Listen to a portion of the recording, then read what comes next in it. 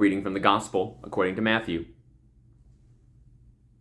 Jesus said, "Ask, and it will be given you. Search, and you will find. Knock, and the door will be open for you.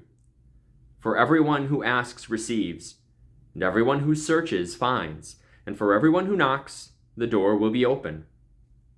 Is there anyone among you who, if your child asks for bread, will give a stone? Or if the child asks for a fish, will give a snake? If you then, who are evil, know how to give good gifts to your children, how much more will your Father in heaven give good things to those who ask of him? In everything, do to others as you would have them do to you, for this is the law and the prophets." The word of the Lord.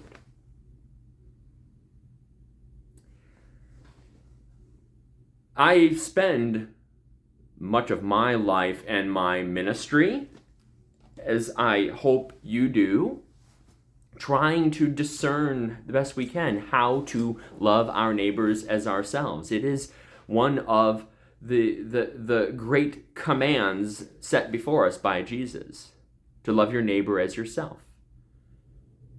Similarly to that, when Jesus is talking here, he says, "Do unto others as you would have them do to you." It's related. And it sounds so simple.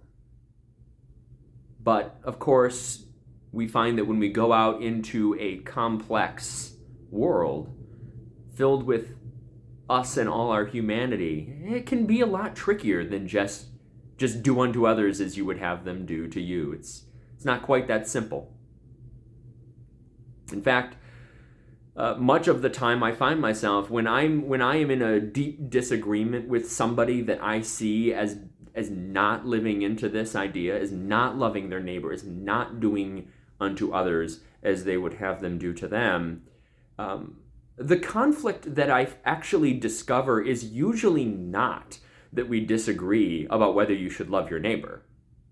No, the disagreement is usually that the other person who is doing it differently than me thinks they are the ones that are loving their neighbor. They are the ones who are doing unto others as they would have someone do to them. And they likewise think that I'm the one that's not getting it. And I look back at my life and I realize I've changed.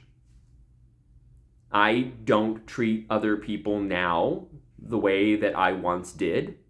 My concept of what it is to do unto others as I would have them do to me has evolved and changed. And when I find myself in deep disagreement with others over how to do this, I need to be reminded that most of the time I can give my neighbors the benefit of the doubt that even if we disagree, even if we have deep disagreements about how to love our neighbor, we're usually all coming at it from the place of trying to do what we think is the right thing to do. And B, realizing we'll have to spend our whole lives trying to figure out how to do this. It isn't quite so simple as just make the loving choice. That would be easy. We're going to have to spend our lives with one another, disagreeing, bringing our ideas forward, talking it out, trying to understand where the other person is coming from. Maybe sometimes I'll convince them that my way is right. Maybe sometimes they'll convince me their way is right. Maybe we both walk away thinking the way to do unto others as they would have them do to us is different, and we don't come to agreement. But we have to be in that work of learning and growing. And I think that's what brings us back to the beginning of this gospel statement from Jesus. We have to be people who are willing to seek, to ask, to knock at that door, to constantly be looking for Jesus. Who are you calling me to be in this moment? Help me be open to growing and changing.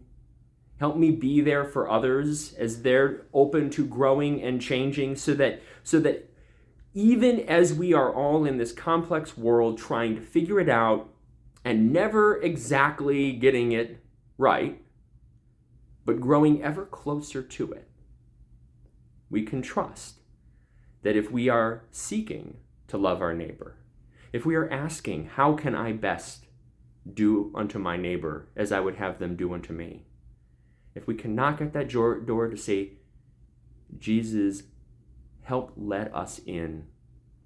Let us into your heart. Give us your heart for this world. Then when we knock, it will be opened unto us. Thanks be to God. Amen.